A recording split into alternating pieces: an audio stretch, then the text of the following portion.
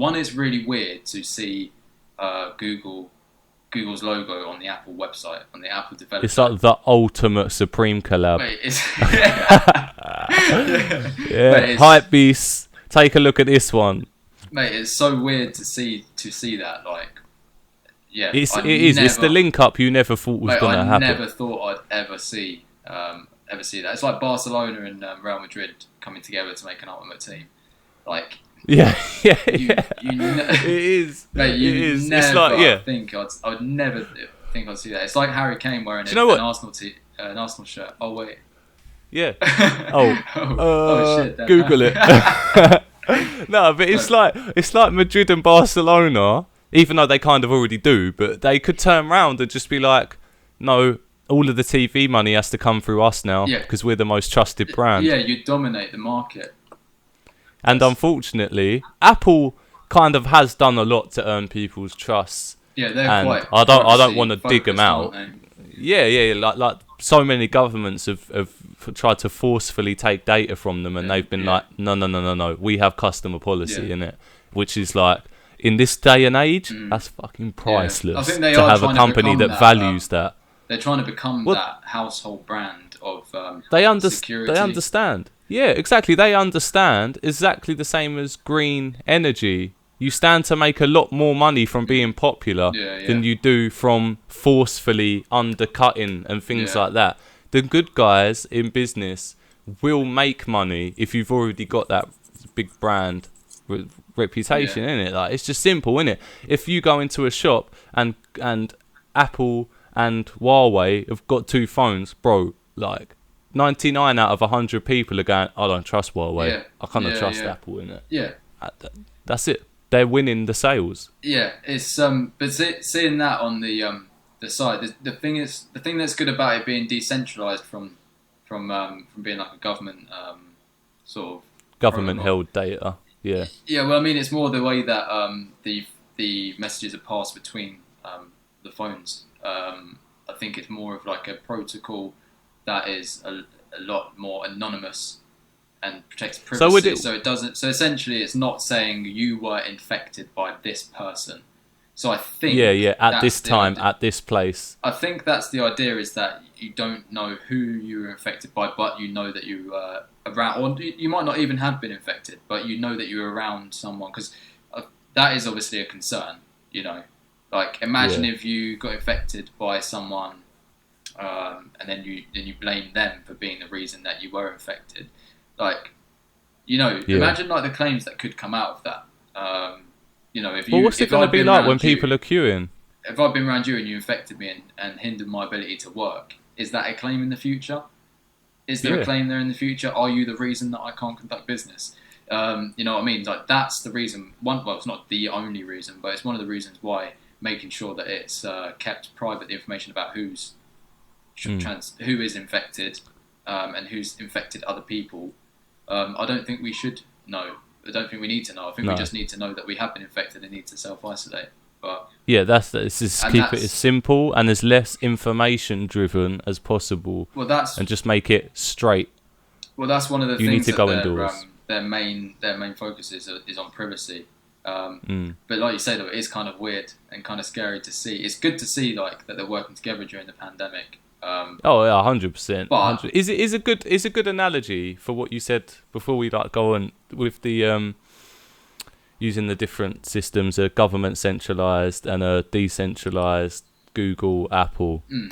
Is the equivalence, say, the government option is like us messaging each other on their server. They have full access to it. We've done it. They've given us the platform to write to each other, so they have full ownership.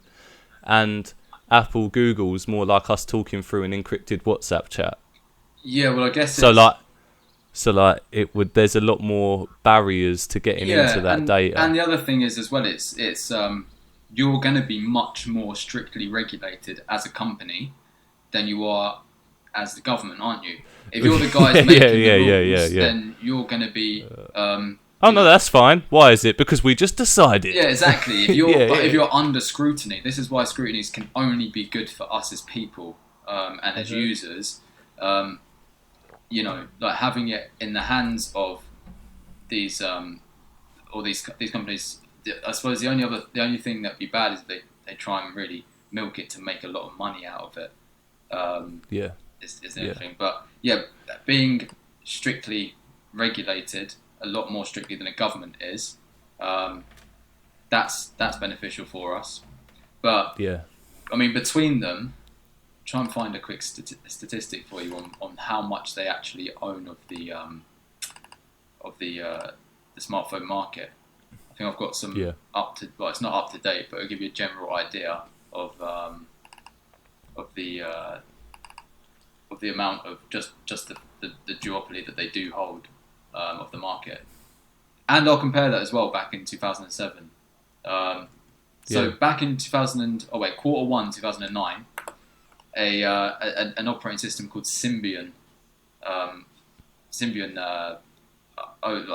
dominated the market, and that was the operating system that ran on Nokia's, LG, Samsung, etc. Oh, rotted. So you think that wasn't actually that long ago? Well, 11 years ago. It's a decade. It's only a decade. Yeah, and that was Symbian held monopoly over the market.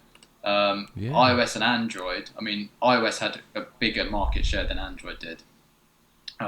Because that was when iPod Touches and the iPhone really first come out. Yeah, 2008. They would have had that over they would have had more share than Android, but the majority of phones weren't using iOS or Android, which is crazy. And then forward to 2017, which is when I had this research. It was the current climate in 2017 was that they had a collective share, iOS and Android between them had a collective share of 97% of the market. It's ridiculous. And I think the ratio of market share was 51 to 46 iOS to Android. But the thing to not be confused about with market share is it's based on the amount of money, not necessarily user base. I think that because Huawei would compete just purely through population numbers, wouldn't it? Yeah, it's not got a massive market share, but the amount of people using it is it's still insane. The bigger market share. But going back to the point of these two being so in control of it, when they work together, they have that 97, or it's probably more now. We'll have to look up an actual statistic, but they have that market share over it.